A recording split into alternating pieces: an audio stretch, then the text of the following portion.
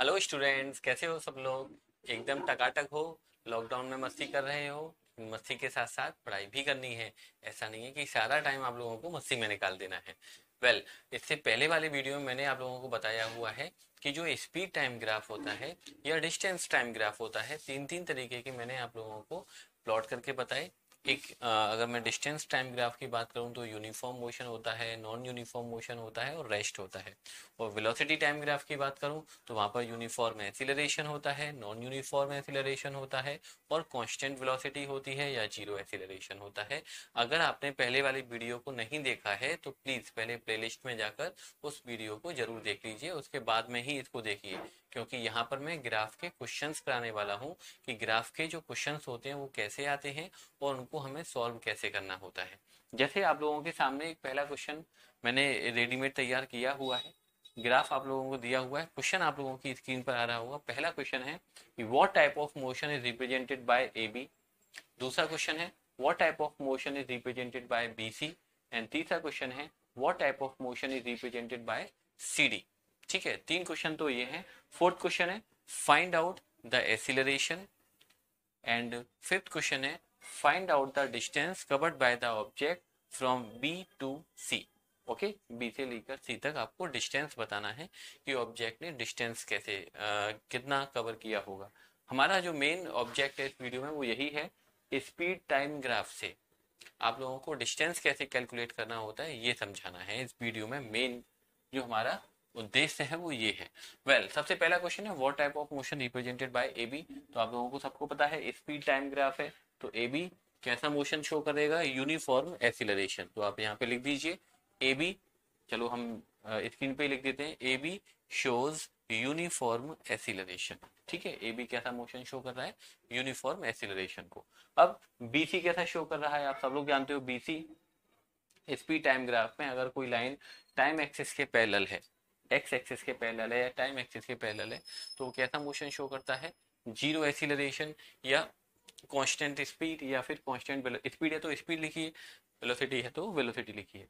Third question का answer है C D. C D क्या रिप्रेजेंट कर रहा है? C D represent uniform retardation. Okay, C D retardation को शो कर रहा है। अब आपको पता करना है, मतलब यहाँ से ए से लेकर बी तक यूनिफॉर्म एक्सीलरेशन है, बी से लेकर सी तक ऑब्जेक्ट चला ही नहीं है, मतलब चल तो रहा है, उसकी स्पीड फिक्स्ड है, 15 मीटर पर सेकंड से चल रहा है। There is no change in speed, that's why I am saying that the acceleration is zero. और सी से लेकर डी तक सी पर स्पीड 15 है, डी पर स्पीड जीरो है, तो 15 से जीरो हुई है, इसलिए यूनिफॉर्म रिटार्डेशन।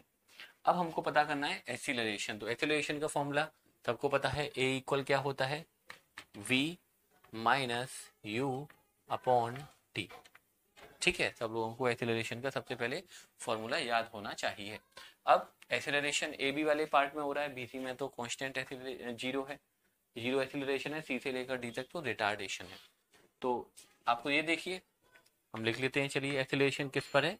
ए बी पर। तो सबसे पहले बी पर स्पीड देखिए, बी पर स्पीड कितनी है? बी पर स्पीड है 15। ओके, उसके बाद में ए पर स्पीड देखिए, ए पर स्पीड कितनी है? जीरो। अपॉन टाइम की बात करेंगे, बी पर टाइम कितना है? बी पर टाइम है 20 माइनस ए पर टाइम कितना है? ए पर टाइम है जीरो। ओके, आप लोगों को मैंने पहले भी बताया हुआ है कि आपको ग्राफ को रीड कैसे करना है। तो सॉल्व कर लीजिए, तो आंसर आ जाएगा 15/20 या फिर 5 से कैंसिल आउट करेंगे तो फिर 3/4 मीटर पर सेकेंड स्क्वायर। तो ये हुआ एक्सीलरेशन ऑफ द ऑब्जेक्ट। अब आपसे कोई कहे कि रिटार्डेशन पता करो, चलो हम बता देते हैं। तो रिटार्डेशन सीडी वाले पार्ट में हो रहा है, तो सीडी वाले पार्ट के लिए फिर से, वैसे हमको क्वेश्चन में पूछा नहीं गया है लेकिन आप लोगों की समझ के लिए हम इस बात को बता दे रहे हैं। ओके, डी पर स्पीड देखिए, डी पर स्पीड है जीरो। ओके, सी पर स्पीड देखिए, सी पर स्पीड कितनी है? 15 माइनस 15 अपॉन डी पर टाइम कितना है? डी पर टाइम है 50 माइनस सी पर टाइम कितना है? सी पर टाइम है 40। ओके, तो आंसर कितना होना चाहिए? -15/10, दैट इज -3/2 मीटर पर सेकेंड स्क्वायर। ये बात हम पहले भी आप लोगों से कर चुके हैं। अब जो मेन है वो डिस्टेंस। स्पीड टाइम ग्राफ से अगर आपको डिस्टेंस कैलकुलेट करना है स्टूडेंट, तो मैं एक बात बता रहा हूँ, just calculate the area under the line of motion. जो लाइन है मोशन की, उसके नीचे का एरिया कैलकुलेट कर लीजिए। वो एरिया इक्वल होगा distance covered by the object. जैसे आपको डिस्टेंस पता करनी है बी से लेकर सी तक की, कि जब ऑब्जेक्ट बी से सी तक गया है तो डिस्टेंस उसने कितना कवर किया होगा, तो आप बी से लेकर सी तक के नीचे का एरिया कैलकुलेट कर दीजिए बस।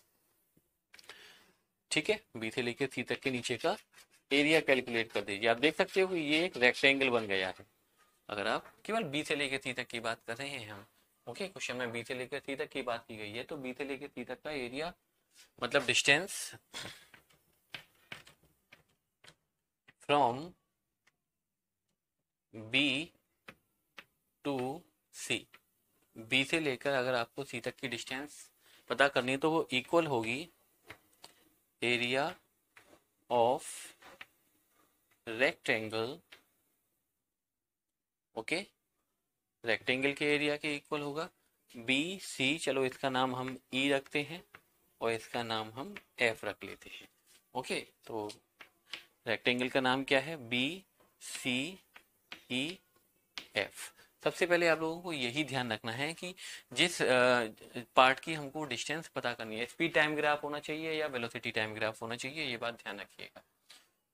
तो स्पीड टाइम ग्राफ से डिस्टेंस को कैलकुलेट करने के लिए हम क्या करते हैं, just find out the area under the line of motion. जो लाइन है मोशन की, आपसे बीसी की पार्ट हो रही है तो बीसी के नीचे का एरिया आप कैलकुलेट कर दीजिए। तो रेक्टेंगल का एरिया आप लोगों को सबको पता होना चाहिए सर, दिखाया जाता है length into breadth, length into breadth. बताइए लेंथ कितनी है, इसकी लेंथ देख लीजिए, ये लेंथ कितनी होगी 20 से लेकर 40 तक है, तो यहाँ से लेके यहाँ तक की लेंथ कितनी होगी 20 होगी, 40 में से 20 को आप माइनस करेंगे तो लेंथ तो हो गई 20। ब्रेथ की बात कर लीजिए, ये ब्रेथ कितनी है भाई, यहाँ पर 15 है, यहाँ पर 0 है, तो ब्रेथ कितनी हो गई 15, मल्टीप्लाई कर लीजिए, 15 टू जा 30। तो डिस्टेंस आपको कैलकुलेट है, डिस्टेंस की यूनिट मीटर होती है, तो डिस्टेंस बी से लेके सी तक के पार्ट की जो डिस्टेंस होगी वो कितनी होगी 300। चलो एक क्वेश्चन और ऐड कर देते हैं इसी में, आपको डिस्टेंस कैलकुलेट करनी है ए से लेकर बी तक, कि जब ऑब्जेक्ट ए से लेकर बी तक गया है तो डिस्टेंस कितनी होगी। तो चलो कहाँ लिखें, इस बार हम यहाँ लिखते हैं, distance from A to C, sorry A to C नहीं, ए टू बी, ए से लेकर बी तक की ये डिस्टेंस किसके इक्वल होगी, एरिया ऑफ, अब आप सोचो ए से लेकर बी तक की ये है लाइन ऑफ मोशन। ओके, जो लाइन है that is called line of motion. अब इसके नीचे का जो एरिया है, जरा ये क्या बना हुआ है आप मुझे बता सकते हो, ये एक ट्राइंगल बना हुआ है, तो एरिया ऑफ ट्राइंगल, और ट्राइंगल का एरिया सब लोगों को याद होना चाहिए 1/2 base into height. Okay, triangle का जो एरिया होता है स्टूडेंट वो कितना होता है 1/2 बेस इंटू हाइट। तो बेस कितना है जरा इसको बताओ फटाफट से हमको, 20 है और 0 है, तो 1/2 बेस तो हो गया 20। ओके, और हाइट कितनी होगी, यहाँ पर 15 है, यहाँ पर 0 है, तो हाइट होगी 15। 2 से इसको कैंसिल आउट कर दीजिए 10 टाइम, तो डिस्टेंस आपको कवर्ड पता चल गया ए से लेके बी तक का कितना हुआ 150 मीटर। अगर कोई कहता सी से लेकर डी तक का डिस्टेंस बताओ, चलो ये भी कैलकुलेट कर ही देते हैं हम, यहाँ लिखते हैं इस बार, distance from C to D, C से लेकर डी तक का जो डिस्टेंस होगा वो कितना होगा भाई, area of triangle C D E. Okay, कौन से ट्राइंगल का एरिया, सी डी ई, और सब लोग जानते हो ट्राइंगल का जो एरिया होता है वो कितना होता है 1/2 बेस इंटू हाइट। तो 1/2 बेस कितना है इस ट्राइंगल का जरा आप बता सकते हो, ये 50 है ये 40 है, तो बेस कितना होना चाहिए 10, और हाइट कितनी होगी, हाइट हमेशा परपेंडिकुलरली देखी जाती है, यहाँ पर 15 है यहाँ पर 0 है, तो हाइट हो गई 15। इसको सॉल्व आउट करेंगे, 15 5 जा 75 मीटर। तो यहाँ से लेके यहाँ तक का जो डिस्टेंस है वो 150 मीटर है, हम यहाँ लिखते हैं। बीसी वाले पार्ट का जो डिस्टेंस है वो 300 मीटर है, और अगर सीडी वाले पार्ट की बात करोगे तो ये कितना है 75 मीटर। अगर क्वेश्चन में ये पूछा जाता कि find out the total distance covered by the object, जो ऑब्जेक्ट है उसने टोटल डिस्टेंस कितना कवर किया है, तो आप इन तीनों डिस्टेंस को ऐड कर दीजिए और आपको मिल जाएगा total distance covered by the object. कुछ क्वेश्चंस और देखते हैं स्टूडेंट। यहाँ पर मैंने 3 क्वेश्चंस आप लोगों के पहले से बना रखे हैं, रेडीमेड तैयार कराए हैं। पहला क्वेश्चन है आप लोगों के सामने, डिस्टेंस टाइम ग्राफ गिवन है और आपको ये बताना है what type of motion represented by A B, पहला क्वेश्चन। सेकंड क्वेश्चन है इसी में what type of motion represented by B C, और थर्ड टाइप का क्वेश्चन है इसमें what type of motion is represented by C D. तो सबसे पहले आप लोगों को ये देखना है कि ग्राफ कौन सा है, डिस्टेंस टाइम ग्राफ है। डिस्टेंस टाइम ग्राफ में अगर ये लाइन ओरिजिन से पास होती हुई स्ट्रेट है तो आप सबको पता है कि ये लाइन रिप्रेजेंट करती है यूनिफॉर्म मोशन को। ओके, ध्यान रखें, पहले वाले जो वीडियो हैं उनको आप जरूर देख लें, बिना उनके देखेंगे आप इन चीज़ों को समझने में थोड़ी दिक्कत फील करेंगे, इसलिए पहले उनको जरूर देख लीजिएगा। ओके, अब बीसी की बात करते हैं। बीसी लाइन आप जानते हो, बीसी लाइन टाइम वाली एक्सिस के पैरेलल है या एक्स एक्सिस के पैरेलल, तो ये लाइन रिप्रेजेंट करती है रेस्ट में। डिस्टेंस टाइम ग्राफ है, अगर यही वेलोसिटी टाइम ग्राफ या स्पीड टाइम ग्राफ होता तो ये जीरो एक्सीलरेशन या कांस्टेंट स्पीड को रिप्रेजेंट करता। सीडी लाइन भी फिर से वही है, सीडी लाइन भी रिप्रेजेंट कर रही है यूनिफॉर्म मोशन को, कि जो भी ऑब्जेक्ट है वो यूनिफॉर्म मोशन में चल रहा है। तो ये हो गया question number 1 complete. Question number 2 की तरफ देखते हैं। आप लोगों को यहाँ पर, चलो यहाँ पर हम ऐसा करते हैं, ये कार ए है, ये कार सी है और ये कार बी है। ओके, 3 कार हैं, यूनिफॉर्म मोशन में चल रही हैं, तीनों ही स्ट्रेट लाइन है, डिस्टेंस टाइम ग्राफ है, तो ये तो पता चल रहा है तीनों कार यूनिफॉर्म मोशन में चल रही हैं। लेकिन आप क्वेश्चन में ये बताना है कि सबसे फास्ट कार कौन सी चल रही है, which car is moving fastest, okay, and which car is moving slowest.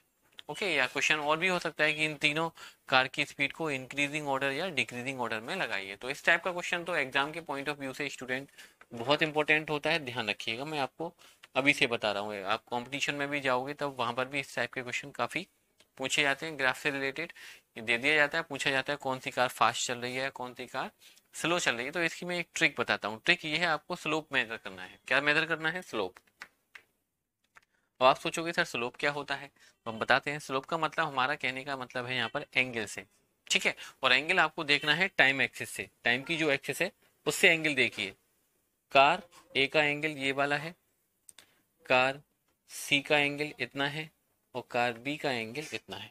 तो जिसका स्लोप सबसे ज्यादा होगा उसकी स्पीड भी सबसे ज्यादा होगी, और जिसका स्लोप सबसे कम होगा उसकी स्पीड सबसे कम होगी। तो आप बता सकते हो, तो हम लिख भी सकते हैं कार ए का जो स्लोप है वो सबसे कम है, तो car A slowest, car A सबसे स्लो चल रही है, और car B is fastest, car B सबसे ज्यादा फास्ट है।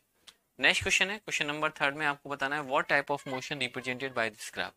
ये ग्राफ किस टाइप का मोशन रिप्रेजेंट कर रहा है। तो डिस्टेंस टाइम ग्राफ है, डिस्टेंस टाइम ग्राफ में जो एक्सिस है, लाइन ऑफ मोशन है, वो टाइम एक्सिस के पैरेलल है, तो डेफिनेटली ये रेस्ट को शो कर रहा है, इसमें हमको कोई भी डाउट नहीं होना चाहिए।